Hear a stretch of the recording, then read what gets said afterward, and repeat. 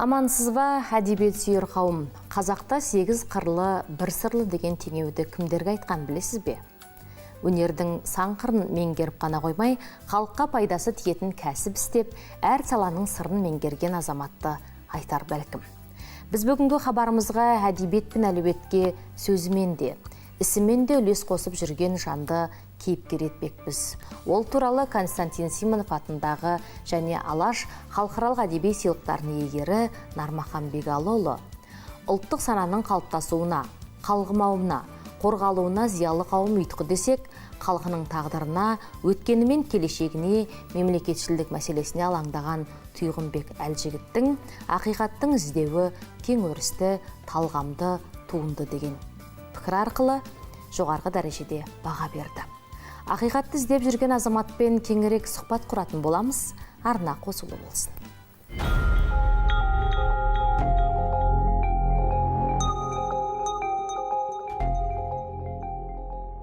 Біздің студиямызда қонақта журналистер одағының мүшесі Тұйғынбек Әлжігіт мырза. Қош келдіңіз. Қош көрдік. Қалай, жағдайыңыз жақсы ма? Алхамдулилlah, жақсы. Сіздің мынау ақиқатты іздеу деген ой толғауыңыз менің қолыма түсті. Шынында да тақырып өте керемет екен. Ақиқатты іздейміз, бірақ ақиқат бұл әлемде бар ма деген мәселе туындайды. Бір Алланың ақиқат екенін білеміз, бірақ оған жүретін жолды да білмейтін кездеріміз туындап жатады. Сіздің іздеген ақиқат қайсы екенін бұл кітапты толық оқыған адам ғана біледі деп түсінеді деп ойлаймын. Мына жерді жазбаңызда былай депсіз: менің жазғандарым ақындық жырлар емес, ақиқаттық сырлар. Түкке тұрмас жеңілден де ақиқат пен шындықтың ұшқынын көргім, тапқым келеді. Бұл шыным деген екенсіз. Бірақ мына әділетсіз өмірден ақиқатты өзіңіз таба алдыңыз ба? Ақиқатты өмір бойы іздейді ғой адам. Әрбір адамның өз ақиқаты болады. Айттыңыз ғой, тәңірлік ақиқат деп. Сол ақиқатты өмір бойы адамды сол ақиқатты іздеу үшін де жаратқан иеміз жаратты ғой бізді. Оны табамыз ба, таппаймыз ба, ол да белгісіз нәрсе, ешкімге ол беретін не жоқ. Ешқандай келісімді нәрсе жоқ. Сен табасың, таба алмайсың деген. Маңдайына жазылғандар өз ақиқатын табады деп ойлаймын. Әркім өзінен табу керек, іздеу керек. Сол үшін өмір сүреміз. Ақиқатымыз, өз ақиқатымызды табу үшін. Ал енді бұл кітапты жазуға не түрткі болды сізге? Адам, ақындар өлеңді тегден-текке жазбайды. Оны бір ой толғайды, болмаса бір отанға, елге, адамға деген махаббат маздатып, мазасын алу мүмкін, сонда ғана өлең жазылады. Ал енді мынандай сіздің кітабыңызда оқиға емес, әңгіме емес, проза емес, өлең емес, тек қысқа ғана ойлар, сол қысқа ой арқылы өзіңіз оқып отқан оқырманға бір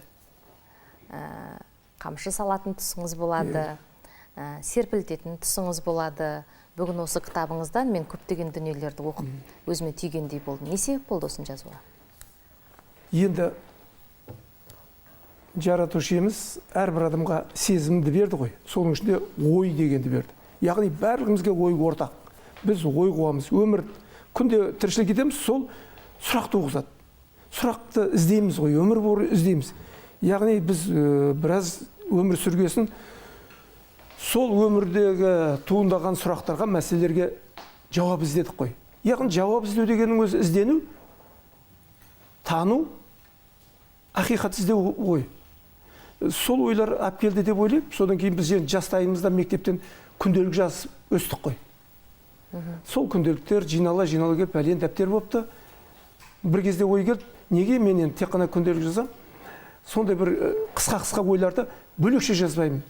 Мүмкін ол менің өзіме пайдалы шығар деген ой келіп, меніңше осындай нәрселер түрткі болды ғой деп ойлаймын. Сіздің бұл кітабыңыз 2020 жыл жарық көрді.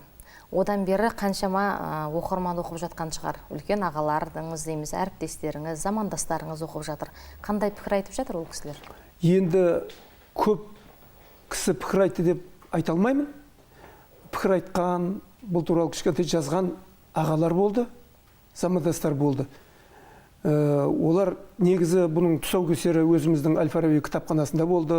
Үлкен ағаларымыз, Нармахан Бегалұлы ағамыз ұйымдастыруымен, Мархабат Байғұтта, Сатыбалды Қосалы ағаларымыз, Әмзе Қалмырзаев ағаларымыз, олар өзінің оң пікірін айтты. Ол маған күш қуат берді деп ойлаймын. Бірақ қазіргі заман енді күнкөрістің заманы ғой. Оқырман аз дейміз. Оған еш өкпелеуге болмайды.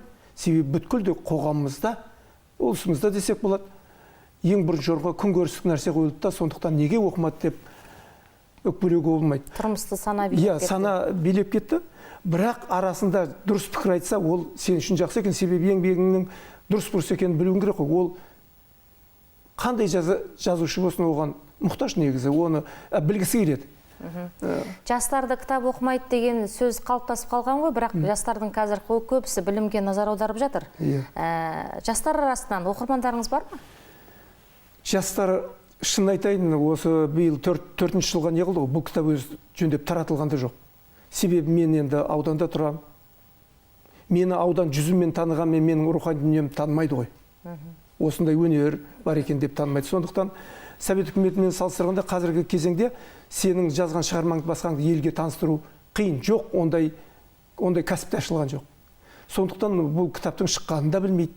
Меніңше ойлаймын, білмейді көп. Ауданда шамалы білер, басқа жерде. Қазір әлеуметтік желі бар ғой. Әлеуметтік желіге салып кеп жіберсеңіз, әрбір сөзіңіз жаңағы сарапталып, түрлі пікірлермен ширақталып шыға келеді. Мүмкін енді мен әлеуметтік желідегі енді келіп жатқан адам, шын айтсам мен ол әлеуметтік желімен көп айналысқан емеспін өзім. Осы кітаптың сөздерінің ішінде тәкаппарлыққа тәуба қонақтамас. Тәуба қонақтамаған жерге бақ пен береке аялдамас деген бір сөзіңіз бар екен. Менмендік, тәкаппарлықты ол өзін-өзім құрметтету, өзімді біреулерге дәрежемді көтеру деген түсінік бар. Бұл енді біз тәкаппарлықты жақсы қасиеттердің қатарына кіргізбейміз ғой, бірақ соны кей адамдар оны өз-өзін бағалау деп түсініп жатады. Ұлылық негізі айқайлап келмейді ғой. Ұлағат істер айқайлап келмейді ғой. Әдетте ағада айқайлап болмайды. Сондықтан мен ойлаймын, тәкаппарлық деген енді адамзат баласын шайтанды періштенің қатарынан шығарғанда тәкаппарлық емес па? Мойындамай қойды ғой. Яғни ол өзінен басқа ешкімді тәкаппар адам мойындағысы келмейді, өзгені өзінен төмен санайды деген сөз. Тәкаппарлықтың негізі сол. Ал бірақ адам жаны теңдікті өзін бағалағанды қажет етеді. Тәкаппар адам мынаны ұмытып кетеді. Мені бағаласа дейді да, өзгені бағалауды ұмытып кетеміз ғой біз. Ал мен өзгені де бағалағанымда, өзімді өзгемен тең көргенде, оны өзіммен тең көргенде, бізде түсіністік болады. Бізде орысша айтқанда гармония дейді ғой. Сол болады. Яғни біздің қоғамда біз адамдармен араласудан ең басты нәрсе нені күтеміз? Сізбен біз араласып отырсақ, бірін-бірімізбен түсінсек, ол керемет адамды ләззатқа бөлейді емес. Жұмақ емес па? Жұмақ бар бұл өмірде де. Мен ойлаймын, жұмақ деген ол түсіністік. Тыныштық. Түсіністік бар жерде адам жаны жайланады. А түсіністік жоқ кезде тартыс болады. Солай ойлаймын. Тәкаппарлықтың соңы не деп ойлайсыз өзіңіз? Тәкаппарлықтың соңы ұзаққа биікке шығармайды ғой. Бәрі тәкаппарды, ол тәкаппардан да үлкен тәкаппар шығады ғой. Білімдің үстінде тағы да бір білімді бар деген сияқты, тәкаппардың үстіне тағы да одан да күшті тәкаппар шықпай ма? Онда екеуінің арасында айқас болмай ма? Түсіністік болмайды ғой орада. Дисгармония, дисбаланс болады. Иә. Мынандай түйін сөздер жазу үшін енді адамның өзі де терең болу керек деп ойлаймын, менің түсінігімше. Сіздің пайымыңызша кемеңгер деген кім, кемел адам деген кім? Адам ең алдымен өзін тану керек. Өзін таныған адам ғана Тәңірді таниды. Тәңірді тану деген сөз, ол даналыққа келу. Жалпы, сіз өзіңіз танып бітсеңіз, ол даналыққа, кемелдікке қол жеткізін деген сөз. Кім екеніңіз, жаратылысыңызды тану деген сөз. Кемелдікке, яғни Алла тағаланың біз жаратқандағы мақсатының өзі, бізді кемелдік даналыққа жеткізу деген сөз. Яғни біздің көзіміз ашылады. Тек қана мен емес, бұл әлемде барлығы бар. Оның барлығы мынау жаратылыста, табиғатта адамның барлығы менімен тең, менен кем емес деген сөз. Меніңше ойлаймын, түбі сол болу керек қой. Даналықтың түбі жұрттың барлығынан өзің артық көрмеуің, тең көруің керек. Оларды да жоғары санауың керек. Сонда сен мұратқа жетесің. Құпияның есігі, даналық кемелдіктің есігі өзіңді біреуден артық көрмегенде, тең көргенде ашылады меніңше. Жырымды жазамын деп сырын айтып қоятында, осындай бір сөздер арқылы ішіндегі ашу ызанын да көрсетіп қоятын тұстар болады. Иә, келісесіз ғой? Келісемін. Сондай кезде кемеңгерлік. Егер де ол таза, әділ, адал, кемелдік ақыл парасат болса, ол біреуге пайдасын келтіреді ғой. Көрдіңіз ба? Ол пайдасын келтіреді, сізді төмен түсірмейді. Сіздің риясыз көңіліңізден шыққан нәрсе, жүректен шыққан нәрсе жүрекке барса, ол адам сіз риясыз нәрсені айтып тұрған кезде, ол адам сізді төмен санамайды, бұрынғыдан да жоғары санайды. Нағыз шынайы жаңағыдегі ақыл парасат деген сөз, ол тек қана абыройға, жақсылыққа алып келеді ғой. Сізді қадірлеуге алып келеді. Өзіңіз ақыл парасатыңызды арттыру үшін не істейсіз? Оқисыз ба, жазасыз ба, ізденесіз ба? Әрине, іздену деген сөз, мен ойлаймын, тек қана қазіргі кезеңде білім дейміз да, білім дейміз, бірақ ілім бар. Біздің Нармахан Бегалұлы ағамыз айтқандай, ілімді ол кісі білік деп атайды. Ол мына кітаби білім емес. Ол тәңірден келетін дейді. Біз жаратушы дейміз ғой. Ол адам туа біткенде сол бұрынғылардың барлығы дипломы жоқ болды ғой. Бірақ неге ғасырдан ғасырға, пәлен ғасыр сөздері ілім дейді, әйтпесе білік дейді екен. Яғни ол тәңірден сол адамға осы көп адам бойындағы жан дүние құпиясын адамға тәңір берген, түйсікпен берген нәрсе ол. Соны ілім дейді, білік дейді. Мен ойлаймын, осы жеріне келгенде біз көп адамдар туа бітті сондай ақыл парасатқа ие боламыз. Оны біз көп түйсік дегеннен алыстап кеттік, біле бермейміз, мән бермейміз. Осы нәрселер адамды жоғары көтере береді, уақыт өткен сайын жоғары көтереді. Жоғары көтерілген адам еш уақытта өзін өзгеден биік санамайды, тәкаппарлық көрсетпейді деп ойлаймын. Сіз осы жазбадан бөлек кәсіппен де айналыстыңыз, иә? Иә. Елге, халыққа пайдам тисін деп, спорттың да бір туын көтердіңіз, медицина саласының да бір туын көтердіңіз, одан бөлек мәдениеттің де бір туын көтердіңіз. Бірақ айланып келгенде бәрібір осы жазбаға қайта үңіле бердіңіз, осы жазбадан жеміс көрген дейсіз, осы жазбадан өзіңіз рахат табатын сияқтысыз. Адам іздеген ойының барлығына жауап беретін адам табыла бермейді ғой. Бір қоғамның өзінде кей жағдайда қоғамның заңдары бар, басқасы бар. Осы қоғамның өзінен кейде рухани өзің бойыңдағы туындаған мәселелерге жауап таба алмайсың. Көрдіңіз, сондай кәсіпті де жетістікке жетсеңіз де бәрібір рухани әлемді аңсайсыз ғой. Бізде мысалы, кәсіп істедік, дүние таптық, табыс таптық. Бірақ сол бізді қай жерге жеткізді? Үй алдық, көлік алдық, жақсы киім кидік, той жасадық. Медициналық орталық аштыңыз, спорт алаңын аштыңыз. Енді оның ар жағына, не ар жағына дегенде, түптеп келгенде бәрі руханиятқа келіп тіреледі екенбіз. Дүниенің барлығы айналып келгенде, ол да белгілі бір дәрежеде рухани саты болар, бірақ жоғары сатыға ол тек қана дүние, кісілік, атақ, абырой жеткізе алмайды екен. Менде мынандай ой бар да, сіздің мынау көптеген суреттеріңізді көріп отырып, жаңа спорт алаңшаларын аштыңыз, спорт үлкен секторларын аштыңыз, медицина саласында үлкен бір дәрежеге жеттіңіз, мәдениеттің де туын көтердіңіз, бірақ соның бәрінен көзін таптыңыз ба, таппадыңыз ба? Неліктен оларды қазіргі таңда қойып осы жазбалыққа бет бұрдыңыз?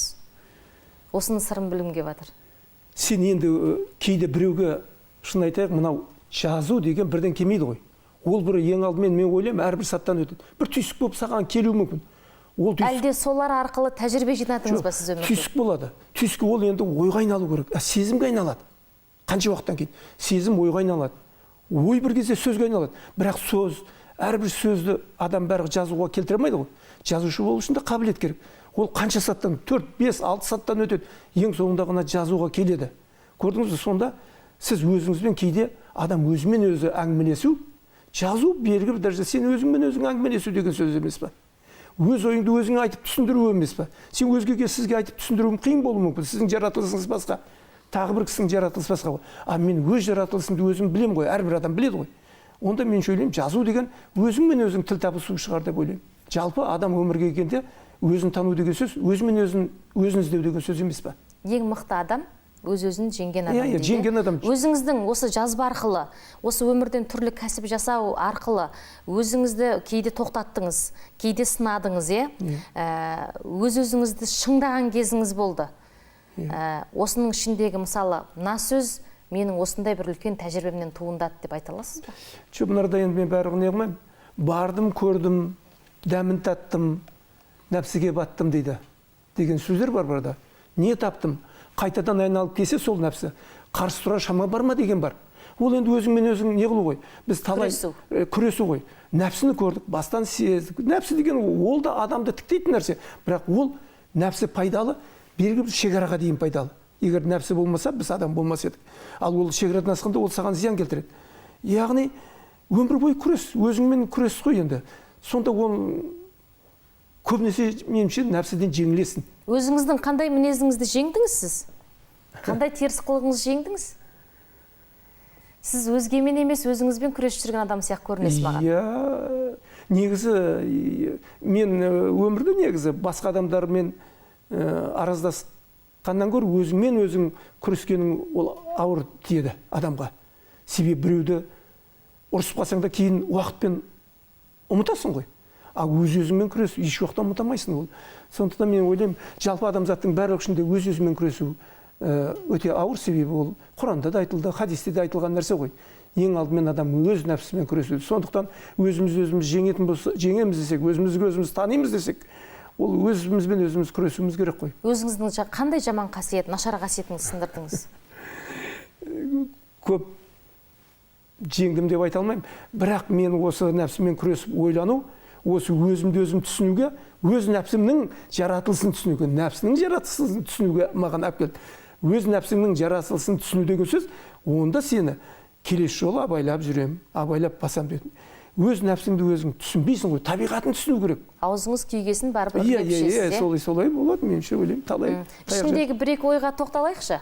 Нәпсі дертің орнықпай, бар қабілетің жұмылып, алаң көңілің басылмай, жемісін бермес еңбегің, күмәнді болар жеңбегің дейді. Яғни нәпсі дертің орнықпаса, оны жеңуі де күмәнді нәрсе деген сөз. Міне кемел нәпсі дегеніміз не дейді? Күнәдан арылу, тазару, ниетіңнің пайда болу үшін қажет дейді. Тазару ниетің пайда болу үшін қажет депті. Сөздеріңізді өзіңіз кімге көрсетесіз? Кімге саралатып, кімге артық кем жерін сызғызып? Менің енді бұрын мектептес достарым бар, енді көп емес, аз. Күншығар деген досым бар. Мектептес институтағы досым бар, Жұматбек деген осынау Баянауылда тұрады. Сирек бірақ. Бұл жөннен ақылдасатын өте сирек. Бұл руханият қой, руханиятты оқитын, бөлісетін адамдар аз ғой қазір. Дүние тіршілікте әңгімелесетін достар, жолдастар көп. Руханият аз. Бар бірақ, достарым бар. Пікір алысып тұратын достарым бар ғой. Мысалы, мынарада тойым тәубәде дейді. Тәубәсіз құлшылық тойымсыздықтың, надандықтың белгісі, және жалғанда бос дейді. Құлшылықтың өзі тәубәсіз құлшылық болуы мүмкін екен. Тек күнделікті үйреніп қалған физикалық. Ақиқат туралы жаздым. Ақиқат кез келген күтпеген сәтте туындауы мүмкін. Ай жүзі ажарлы ізгі ойлар дейді. Ақиқат дегеніміз кез келген күтпеген сәтте туындауы мүмкін, ай жүзі ажарлы ойлар депті. Ол енді сен соны толғанып жүрсең, ойламаған жерден бір күні өзінен өз келуі мүмкін. Меніңше ойлаймын, ақиқатты түбіне дейін таба алмайсың ғой. Түбіне дейін тапқан күні сенің өмірің тоқтайды. Тоқтау керек. Біз адам, жалпы мен 64-ке кеттім ғой. Мен енді былтырғы жылы биыл барып 63 жасымда бір жылдық мен медресе, Нұр-Мүбарак медресесінде оқыдым, университетіне. Сонда менің көзім жеткені, бұл адам деген толысты, бітті деген еш уақытта болмайтынына не қылдым. Себебі әрбір кітап оқыған сайын сіздің ойыңыз, санаңыз өзгереді ғой. Санаңыз өзгерсе, сіздің қалыптасуыңыз өзгереді ғой. Яғни адамзат туғаннан өлгенге дейін еш уақытта қалыптасып бітпейді екен. Адам білім алған сайын, танымы тереңдеген сайын, күн сайын өзгереді деген сөз. Тоқтамайды, өмір бойы. Өмір бойы іздену, өмір бойы жетілу деген сөз. Яғни, ал енді ақиқатты таптым деген сөз, ол болдым, толдым деген сөз. Болдым, толдым деп болмайды, ол артқа кетеді деген сөз. Бір сөзіңізге тоқталайын. Тән қуаты Бірді жылытар. бір жылдық. Иә, жан шуағы мыңды жылытар дейді. Қазір жанның шуағы, адамның адамға деген мейірімі азайған заман дегенге келсіз ба? Келсемін. Келсем себебі, бірақ ол азайғанымен адамның барлығы бірақ жылылыққа мұқтаж.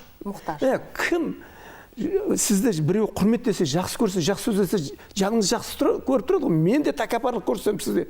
Бірақ ішкі жан дүниеміз, жүрегіміз жылылықты, жақсылықты қажет етіп тұрады. Соншалықты азайып кеткен, бірақ оның азаю себебі ол бізге дүниеге жүрегімізбен байланып қалдық. Қазір айтып тұрмын, күнкөріс қамына берілдік та біз өзіміздің жанымыздағы жақсы нәрсені ұмытып кеттік. Жанымыздағы адамға жақсы сөз айтуды ұмытып бара жатырмыз. Ол билеп бара жатыр бізді. Қазір бағалану астыңдағы ат, басыңдағы там, осындай ғанаға кетіп қалдық қой. Жылуымызды соған беріп қойып жатырмыз. Күш қуатымыз соған бергесін, рухани жылылыққа күш қуат қалмайды ғой. Мынандай бір тәмсіл бар ғой. Нәпсіні жығудың ең бір үлкен жолы бермегенге беруің. Дұрыс, бөлісу. Сәлемдеспегенге сәлемдесуің.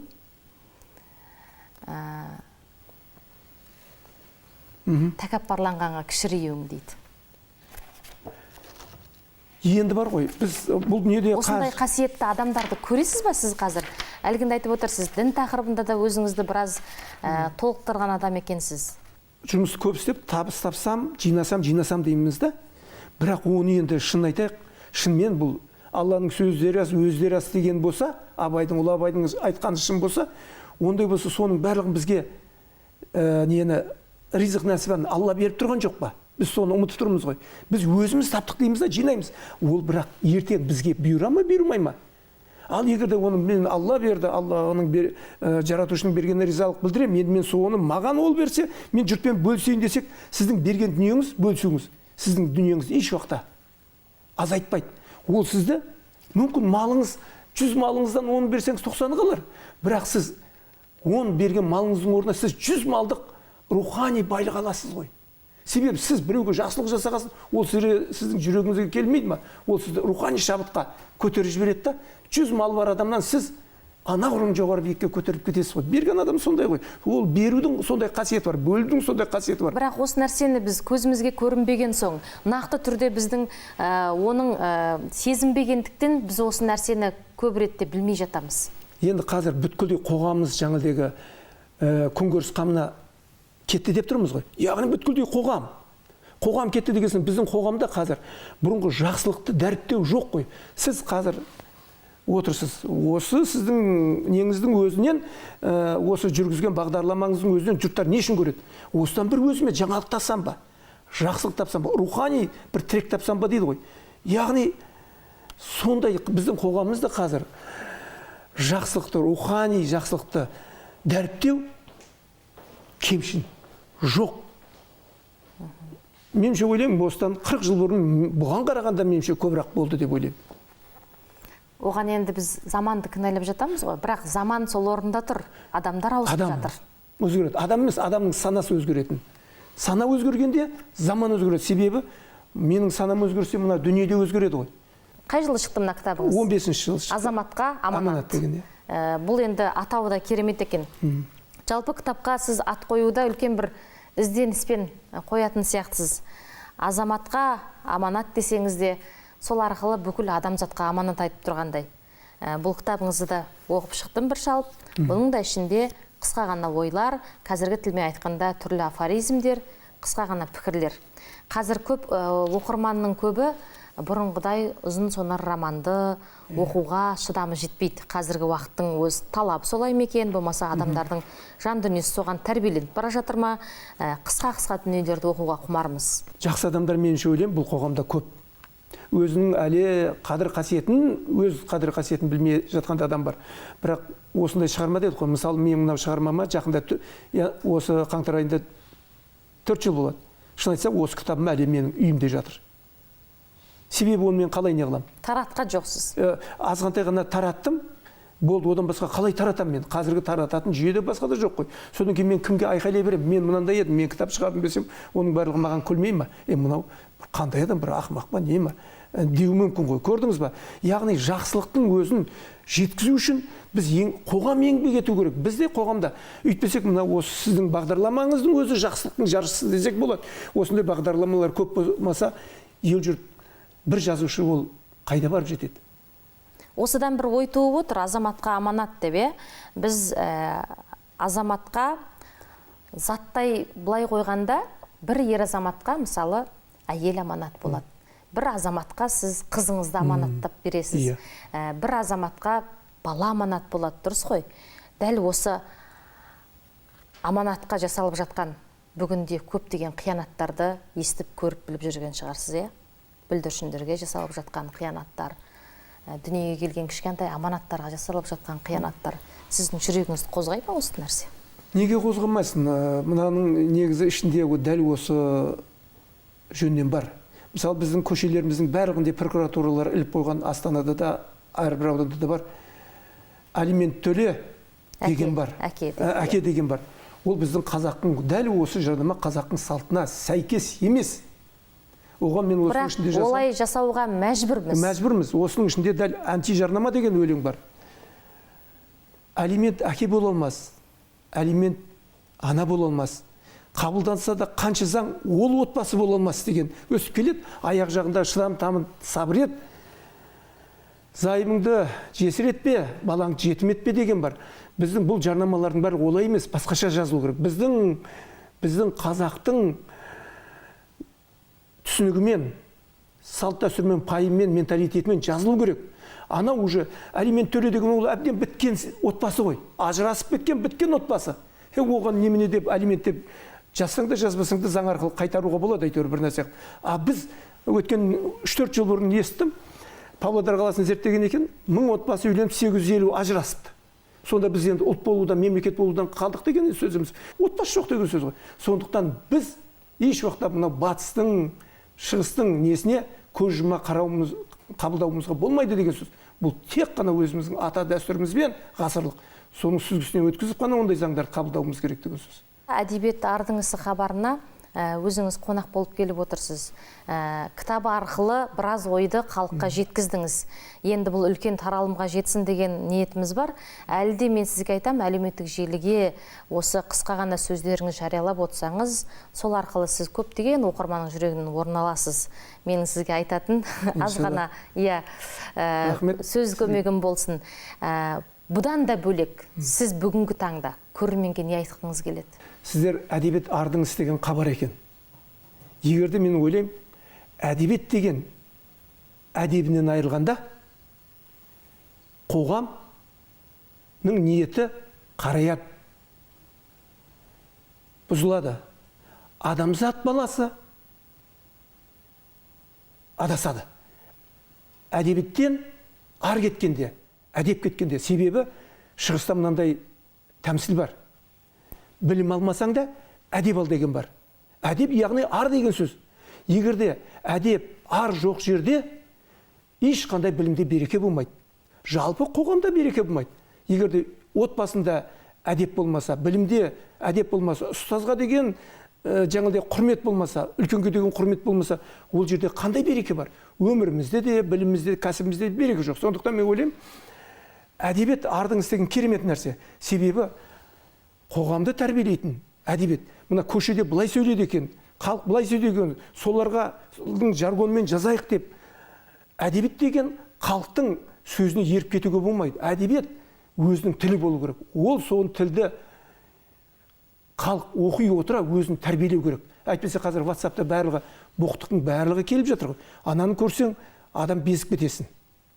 Адамгершілікті ұмытасың.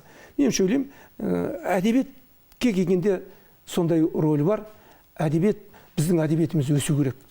Ал қазіргі жазушы әдебиеттерімізді дорбасымен қоржын арқалататын, өз тарататын дәрежеге деп болдыру, ол да шли қуанарлық нәрсе емес, кер кету нәрсесі деп ойлаймын мен өзім. Демек, мемлекет тарапынан әдебиетшілерге қолдау қажет дейсіз ғой? Онсыз еш уақытта болмайды. Себебі қай заманда да болған. Мысалы, Ақсақ Темір ұлы Хафиз ақынды іздетіп таптырған екен. Соған жай жасаған екен, жағдайын жасаған, басқаған. Мен ойлаймын, Хафиз арқылы Ақсақ Темірдің де бүткіл әлемге аты шықты деймін. Себебі бір ауыз дуалы өнер адамның айтуы, жазушы ақынның айтуы, ол ғасырлар бойы қалуы мүмкін. Менің мыңдаған малым болып, менің ешқандай атым сол малмен бірге ұмытылуы мүмкін ғой.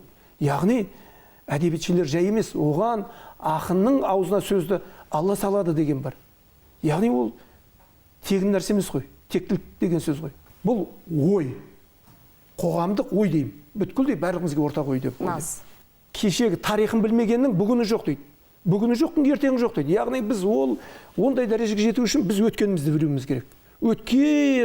Өткен ғасырлардағы ата бабаларымыздың жақсы қасиеттерін зерттемесек, алға жылжушылық қайдан болсын. Сондықтан мен ойлаймын, саналы, ізгі жандар дәрежесіне еліміздің көпшіліктің көтеріле беруіне тілектеспін. Ол үшін бізге іздену керек. Тек қана дүние іздену емес, жан ізденісі керек болады, мен ойлаймын. Жан дүние ізденісі керек. Менің білуімше, менің пайымша, сіз әлі де өміріңіздің соңына дейін ақиқатты іздейтін адамсыз. Сол жолында ізденетін адамсыз. Өйткені сіз әр кәсіптің басында түртіп, жанында жылтып, отында жағып көрген адамсыз. Бірақ айланып келіп, осы жазбаға, қалам қағазға шұқшиып, осыдан бір жан рахатын тапқан адам секілді көрінесіз маған. Тайма деген арыста қоғамдық бірлестік құрғанбыз негізі. Содан кейін Тайма деген тәуелсіз газет аштық. Тайма медицина орталығы ашылды. Тайма баспасөз деген ашылды. Содан кейін телевидение ашылды. Біз біраз азаматтар осыны құрып едік, Тайма деген бірлестік. Соның арқасында қазір енді ол 35 пен 40-ның арасында шық, қазір барлығымыз зейнеткер жасымызда. Сондай жақсы дәрежелерге жеттік, әрқайсысы өз саласында еңбек етіп жатыр. Біз ойлаймыз, әрқайсымыз біздің Алланың бізді жерге жібергенде, әрқайсымызға бір жібергендегі мақсаты бар. Сол мақсатты орындауымыз керек біз. Ол мақсат, мен ойлаймын, өзіміз тану, Тәңірді тану. Сол арқылы жан-жағымызға жарық шашу, ізгілік отын шашу деп ойлаймын. Дос жолдастарым, ағаларым бар, оларға көп осындай дәрежеге жеткенім үшін көп рахмет айтам. Себебі мен жалғыз емеспін ғой. Осындай дәрежеге жету үшін менің үлкен ағалар болмаса, ақыл кеңес беретін, қолдайтын дос жарам болмаса, мен бұл дәрежеге жете алмас едім. Сондықтан сол ағаларым, замандастарым аман болсын деймін. Барлығымыз аман болайық. Жүрген жерде тек қана жақсылық пен ізгіліктің жаршысы бола берейік. Біздің қазақ айтады ғой, жалғыз ағаш орман болмайды дейді. Сіз жалғыз емессіз, жан-жағыңызда орманыңыз бен қорғаныңыз бар. Ақиқатты әлі де іздей беріңіз. Әр тапқан сәулесін болса да қағазға түсіре беріңіз қаламыңызбен. Азаматтарға емес, адамзатқа айтар аманатыңыз көп болсын. Әдебиеттің әлемін әдемі ете беріңіз.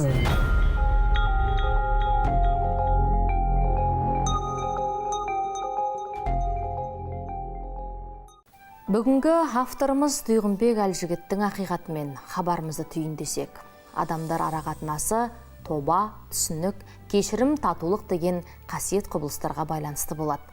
Тойым тобада, байлық қанағатта, татулық кешірімде, кешірім түсінікте, түсінік ізденісті ізгі білім мен тәрбиеде дейді. Айланып келгенде барлық адамның ізгілігі тәрбиеге келіп тіреледі. Оның тал бесіктен қалыптасатын білеміз. Сондықтан үйдегі бесіктің қалай тербелетініне мән беріңіз, әдебиет оқи жүріңіз.